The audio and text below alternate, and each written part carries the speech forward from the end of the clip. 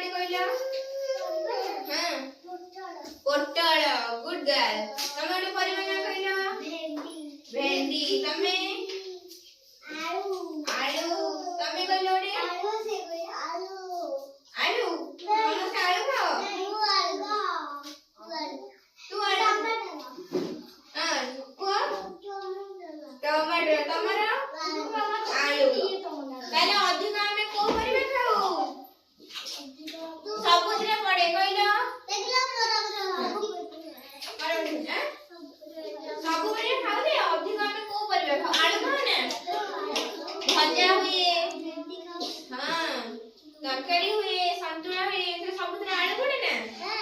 ହଉ ପରିବା ବିଷୟରେ ଆଜି ଆମେ ଜାଣିବା ହେଲା।